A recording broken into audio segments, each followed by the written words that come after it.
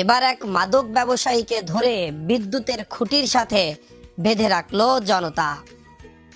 ঝিনাইদহের শৈলকুপা উপজেলার মির্জাপুর ইউনিয়নের আলমডাঙ্গা বাজারে আজ রাত ৯টার দিকে স্থানীয় মিজান নামের এক মাদক ব্যবসায়ীকে ধাওয়া দিয়ে ১৪ পিস ইয়াবা ও প্রায় ১০০ টাকার গাঁজা সহ তাকে হাতে নাতে আটক করে স্থানীয় কয়েকশো জনতা। এরপর উপস্থিত জনতা সেই মাদক ব্যবসায়ীকে বাজারের উপর একটি বিদ্যুতের প্লারের সাথে বেঁধে রাখে। এরপর তারা পুলিশকে খবর দিলে পুলিশ ঘটনাস্থলে এসে মাদক সহ তাকে আটক করে।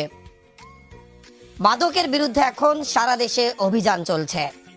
মাদক সমাজে এমনভাবে ছড়িয়ে পড়েছে, সাধারণ মানুষ মাদক কারবারিদের আর মাদক ব্যবসায়ীদের ভয়ে পথে ঘাটে এখন বের হতে পারছে না।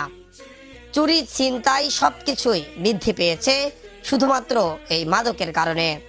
গত কয়েকদিন ধরে শৈলকুপা উপজেলার বিভিন্ন স্থানে মাদক ব্যবসায়ীরা পুলিশের হাতে বা পুলিশের জালে ধরা পড়ছে।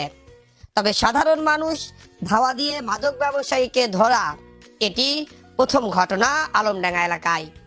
এ সময় স্থানীয় এক ব্যক্তি বলেন, আমরা মূলত কলেজ মাঠে একটা অভিযান পরিচালনা করেছিলাম। একটু আগে আমরা শুনেছি যে এখানে গাঁজা এবং ইয়াবা বিক্রি হয়, অনেক ইয়াবাখোর এবং গাঁজাখোর এখানে চলাফেরা করে। ওখানে যে আমরা কাউকে যখন না পেয়েছি, এক গাঁজা বিক্রেতার বাড়িতে আমরা গিয়েছি।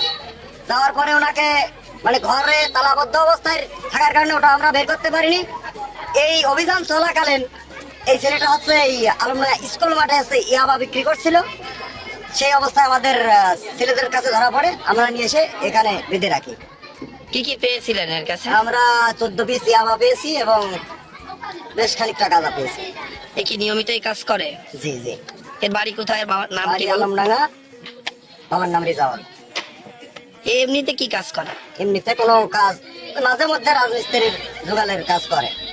এই ঘটনার পর ছাত্রদল নেতা রাজু বলেন, আমি বাজারে আসার পরে জানতে পারলাম যে এখানে হচ্ছে যে মাদক বিক্রেতা ইয়াবা এবং গাঁজা সহ এলাকাবাসী সবাই মিলিত তাকে হচ্ছে যে ধরে আটকে রেখেছে একটা কুচকুটির সাথে।